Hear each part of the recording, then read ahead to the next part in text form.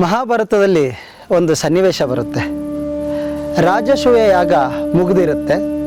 ಪ್ರತಿದಿನ ಲಕ್ಷಾಂತರ ಜನಗಳು ಬಂದು ಊಟ ಮಾಡಿ ದಾನ ಧರ್ಮ ತಗೊಂಡು ಹೋಗ್ತಾ ಇರ್ತಾರೆ.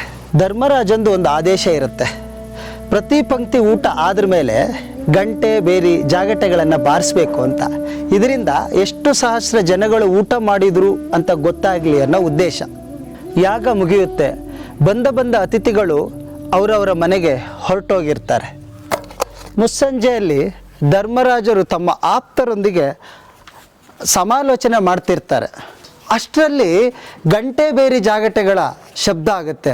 ಅದಕ್ಕೆ ಧರ್ಮರಾಜ ಕೇಳ್ತಾನೆ, ಪ್ರತಿ ಊಟದ ಪಂಕ್ತಿಯ ನಂತರ ಗಂಟೆ ಬೇರಿ ಜಾಗಟೆಗಳನ್ನ ಬಾರಿಸ್ಬೇಕಾಗಿತ್ತು, ಆದರೆ ಈಗ ಯಾಕೆ ಬಾರಿಸ್ತಾ ಇದ್ದಾರೆ ಅಥವಾ ಈಗ ಯಾಕೆ ಮೊಳಗ್ತಾ ಇದೆ ಅಂತ ಕೇಳಿದಾಗ ಕೃಷ್ಣ ಹೇಳ್ತಾನೆ, ಬಾ ನನ್ನ ಜೊತೆ ಅಂತ ಹೇಳಿ. ಅಲ್ಲಿ ಹೋಗಿ ನೋಡಿದರೆ ಊಟ ಮಾಡಿ ಎಸೆದ ಬಾಳೆಲೆಗಳ ರಾಶಿನೇ ಬಿದ್ದಿರುತ್ತೆ. ಅದರ ಪಕ್ಕದಲ್ಲಿ ಒಬ್ಬ ಭಿಕ್ಷುಕ ಊಟ ಮಾಡ್ತಾ ಇರ್ತಾನೆ. ಅದನ್ನು ನೋಡಿದ ಕೃಷ್ಣ ಹೇಳ್ತಾನೆ, ನಿನ್ನ ಸಾವಿರ ಜನಗಳ ಭೋಜನ ಈ ಒಬ್ಬ ಭಿಕ್ಷುಕನ ಭೋಜನಕ್ಕೆ ಸಮ ಅಂತ.